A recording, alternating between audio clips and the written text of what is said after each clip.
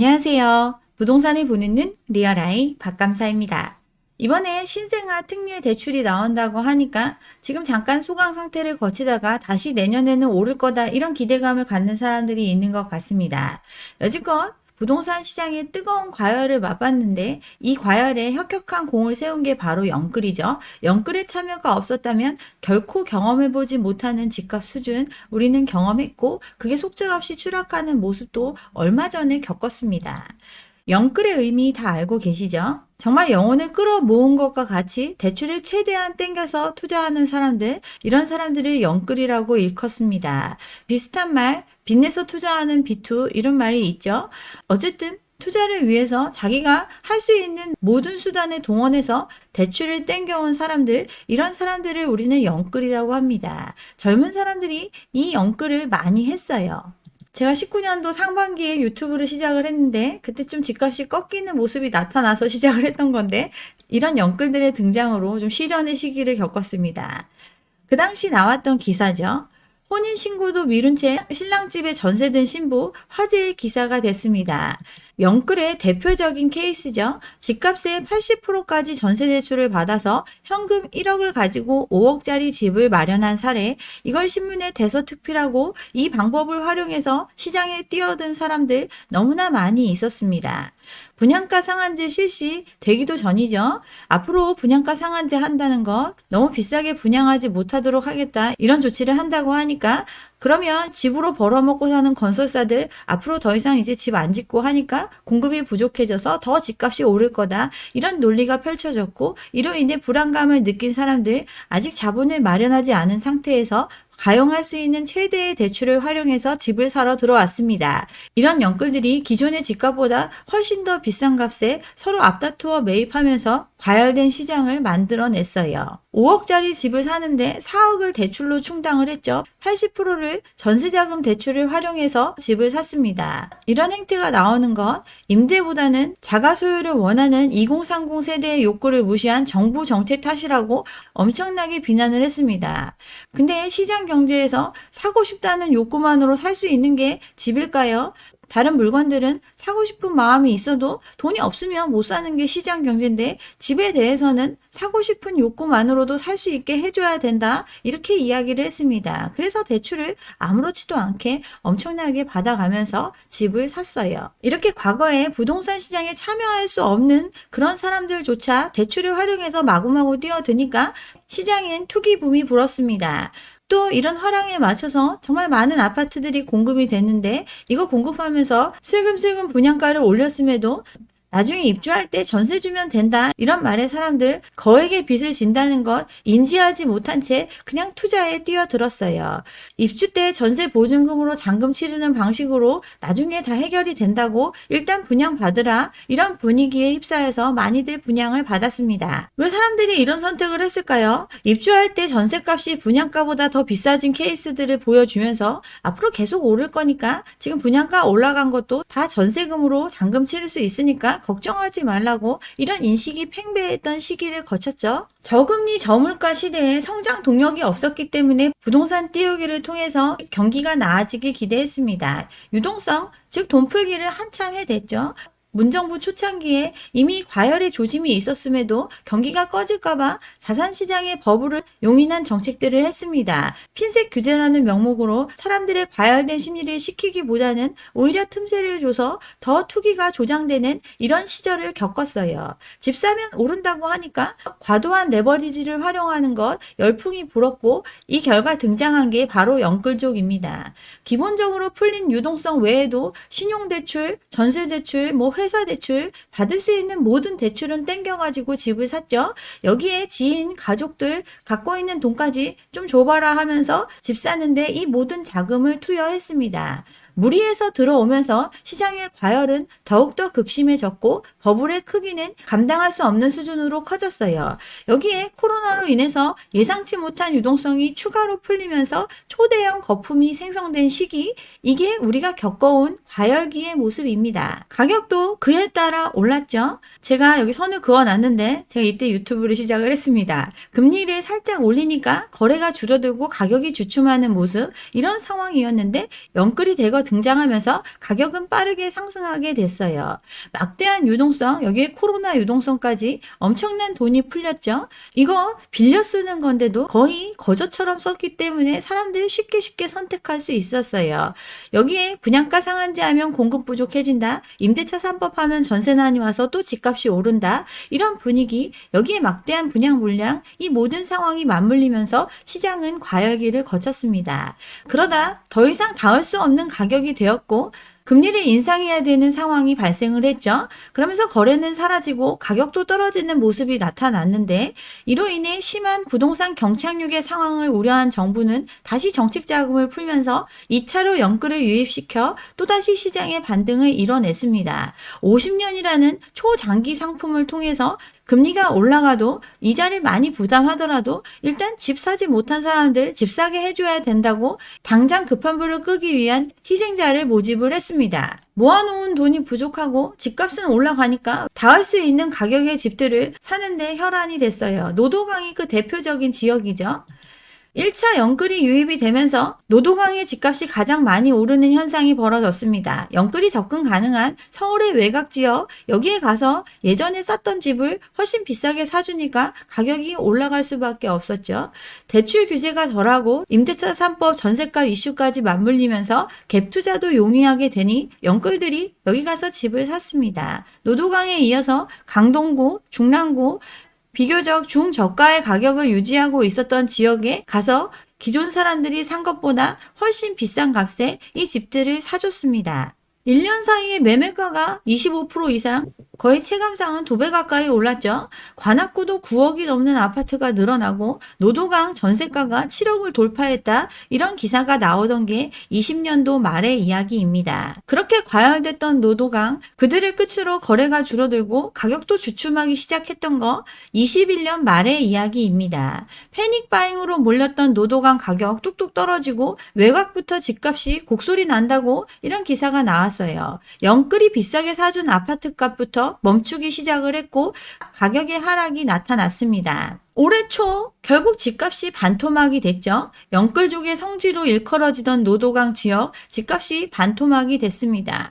급등기에 그나마 닿을 수 있는 가격대의 집들이 있었던 서울 외곽의 집들, 영혼까지 끌어모은 자금을 투입해서 비싸게 샀는데 그 집값 유지되지 못하고 반토막이 났어요. 노도강 같은 경우 재건축 추진에 대한 기대감 이런 것까지 있어서 사람들이 많이 가서 샀는데 연초에 규제지역 해제하고 안전진단 기준도 완화해 주면서 부동산 시장을 자극할 만한 요소들이 있었지만 여전히 수요가 살아나지 못한 채 가격이 하락하는 모습이 나타났습니다. 갭 투자하거나 몽테크해서 나중에 엄청난 부를 가져다 줄 것 같았던 재건축 예상 단지 지금 힘들게 이자 내고 있는데 분담금 추정을 했더니 5억 원이 나왔습니다. 87년 준공된 상계주공 5단지 전용 31.98 11평짜리죠. 이걸 비싸게 사가지고 나중에 거저 새집 받을 거라고 기대를 했던 거 이 가정부터 잘못된 거죠. 어쨌든 이들의 분담금 생각보다 훨씬 더 많이 나올 거란 얘기가 나오니까 지금 패닉에 빠졌어요. 분담금만 수억 원이 된다고 하니까 지금 빠져나가려고 매물을 던지고 있고 하락 거래가 확산되고 있습니다. 수익성 부담이 커졌고 이 지역에 2030의 매수 비중이 40%나 되죠. 거기에 지금 견딜 수 없는 이자 때문에 급매물이 증가하고 있으니 추가 하락이 되진 않을까 고심이 깊어지고 있어요. 11평짜리를 5억 주고 산 것부터 문제인데 일단 집 사고 보자 이런 분위기가 팽배했기 때문에 이들은 이런 선택을 했습니다. 투자금이 작다 보니까 2030 세대의 매수 비중이 높았는데 이걸 사는데도 수억 원대의 대출을 받아서 집을 샀는데 버틸 수가 없는 상황이 됐어요. 상계주공 5단지 가격 변동 한번 보면 금융위기 직전 거래가 2억 5천대입니다. 이 가격 갖고 재건축을 추진해도 될까 말까한 수준인데 이 집을 서로 경쟁적으로 매입하다 보니까 21년 8월에는 8억을 찍었어요. 제가 예전에 재건축 관련해서 한번 설명드린 적이 있는데 이 지역들 정책적으로 어떤 혜택이 있지 않으면 사업성이 굉장히 열악한 지역들입니다. 그런데 오래된 아파트고 5층이고 그러니까 내가 부담 별로 안 하고 새 집을 받을 수 있을 거란 기대에 이렇게 상승하기 전에 2억 5천 하던 집을 8억이나 주고 산 사람이 생겨났습니다. 3년도 안 되는 시간 동안 엄청난 상승을 보였죠. 19년 3월에 3억 5천 정도에 거래됐던 아파트 21년 12월에 8억에 누가 샀습니다. 국민평형을 분양받으려면 5억 플러스 알파의 추가 비용이 들고 또 시간이 얼마나 걸릴지 모르는 이런 재건축 사업에 무조건 재건축이니까 하면서 5억이 넘는 금액, 많게는 8억을 주고 11평짜리 집을 샀습니다. 과연 이게 재건축 사업 진행될 수 있을까요? 부동산 화랑을 타고 로또 분양 열풍도 장난 아니었죠. 송도 로또 분양 워낙 많이 했습니다. 너무나 많은 분양 물량이 있기 때문에 이 지역에서 전부 다 수요하기 어려움에도 이 지역 굉장히 비싸질 수 있다. 이런 기대감에 많은 사람들이 분양을 받았어요. 기입주한 단지들 11억이 넘는다고 하면서 9억에 분양하니까 로또, 안전마진 이런 거 몇 억은 확보할 수 있다라고 했던 이 지역 집값 지금 속절없이 빠지고 있죠. 젊은 세대가 나만 뒤처진다, 나만 집 안 사서 가난해질 수밖에 없다, 이런 불안감 또 욕심에 빠져 있을 때 수많은 아파트가 분양이 됐습니다. 수원, 인천, 송도 로또 분양 눈길을 끈다고 연말까지 분양 물량 쏟아진다고 했죠. 이 쏟아지는 물량을 서로 가서 받았어요. 당첨되면 2억을 바로 버는 로또가 나왔다고 하니까 사람들 빚내는 걸 서슴지 않았습니다. 집값이 꺾이고 거래가 소강 상태에 접어든 시점까지 계속해서 로또 분양을 강조하면서 이 많은 물량을 팔아치웠습니다. 지금 11억 한다던 집값 7억 아래로 내려가고 있습니다. 그 옆에 아파트는 5억대까지도 내려왔죠. 서울의 아파트 거래량을 보면 이 현상 좀 더 적나라하게 볼 수 있습니다. 18년도 하반기에 기준금리가 0.25 상승하면서 거래가 현저히 줄어드는 모습이 나타났었죠. 그러다가 분상제하면 공급 부족해진다, 이런 말도 안 되는 얘기에 사람들 불안과 패닉 또 집값 상승에 대한 기대감이 겹쳐지면서 영끌이 시작이 됐습니다. 영끌 현상 코로나를 타고 계속해서 이어질 수 있었죠. 영끌한테 집 팔고 돈 챙긴 사람들이 다시 안 들어와 주지만 영끌들은 계속해서 기대감을 가지고 시장에 뛰어들었습니다. 그러다가 본격적인 금리 인상이 시작되니 시장은 완전한 거래 절벽 상태로 빠지게 됐어요. 작년 같은 경우 서울 아파트의 거래량 가장 많이 거래돼도 1000건대의 거래량을 보이던 이 시기, 그리고 하반기 들어서는 1000건도 안 되는 거래량, 거의 거래가 없는 수준으로 거래가 사라지고 나서야 정신이 들었어요. 가격은 급속도로 조정을 받고 있었는데 이런 과정이 시장에 충격으로 다가올까봐 정부는 다시 돈풀기를 시작을 했습니다. 올해 1월 정책자금을 풀어주고 온갖 규제를 완화해주면서 2차 영끌이 양산된 시기 올해의 일입니다. 근데 거래량은 현저히 적죠. 기존에 한 달에 15,000건, 16,000건 이렇게 거래됐던 거에 비해서 또 평년 평균 비해서 그렇게 높지 않은 수치지만 완전히 얼어붙었던 시장에 일부 수요가 유입이 되는 현상, 2차 영끌이 나타날 수 있게끔 환경을 조성을 해줬습니다. 근데 이제 이마저도 끝났어요. 지금까지 진 빚 도저히 감당이 안 되는 상황에서 당장의 급한 불을 끄기 위해 또다시 빚을 늘리는 정책을 했다가 지금 난리가 났죠. 다시 급하게 대출을 막고 또 올라간 금리 환경 녹록치가 않으니 거래량이 급속도로 빠지는 모습이 나타나고 있습니다. 10월의 거래량 2,000건 초반을 보이고 있죠. 2차 영끌은 특례 보금자리론을 활용해서 좀 떨어진 것 같으니 지금은 사도 되겠다, 이런 순진한 마음에 들어온 2차 영끌들입니다. 1차 영끌로 발생한 심각한 부채 상황, 그리고 앞으로 펼쳐질 고금리의 환경 이미 감당할 수 없음에도 당장의 시장을 살리기 위해 2차 영끌을 유입시킨 결과 데드캣 바운스가 일어났어요. 이로 인한 극도의 부작용도 또 생겨났죠. 감당할 수 없는 빚의 규모는 거기서 더 늘어났습니다. 유동성이 줄어들고 있는 시기, 또 이 고금리가 장기화될 수밖에 없는 상황에서 거품이 낀 집값을 받쳐줄 수 있는 유동성은 한계가 있고 가수요는 소멸된 상태입니다. 2차 연끌이 들어오게 판을 깔아줘도 서울 아파트 거래량이 3천 건밖에 안 되는 것 한계를 드러냈어요. 9월부터 거래량 줄어들었고 10월에 서울 아파트 거래량은 반토막이 났습니다.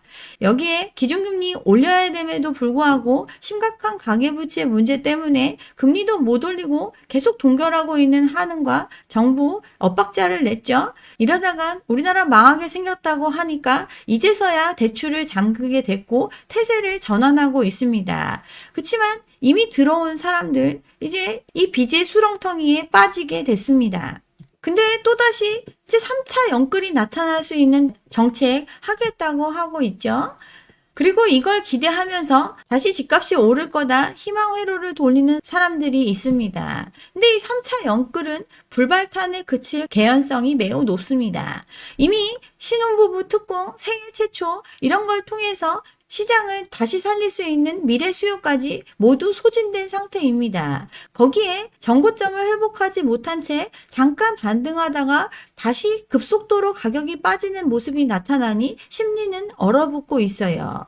여기에 신생아 대출, 애를 낳는 문제, 집을 사는 것과 차원이 다른 문제입니다. 애가 있으면 지출은 훨씬 더 많아지고 정서적으로도 힘든 부분들이 생겨나기 때문에 돈 빌리기 위해서 애를 낳는 선택, 과거의 특례 보금자리론처럼 활용하기 매우 어려운 게 현실적인 문제입니다. 서울뿐 아니라 전국 부동산 매매량 1월 이후에 최소치를 보이면서 정책의 약발이 끝나고 원래대로 작년에 겪었던 심각한 냉각기로 다시 시장은 접어들고 있습니다. 일부 매매가가 올라갔는데 이 가격도 사줄 수 있는 가격이 아니니까 다시 거래가 소강 상태로 가고 있어요. 여기에 금리의 영향 1년 뒤부터 나타난다고 했죠. 이 금리의 영향이 현실로 다가오고 있습니다. 그러니 사람들 점점 더 시장을 관망하고 있습니다.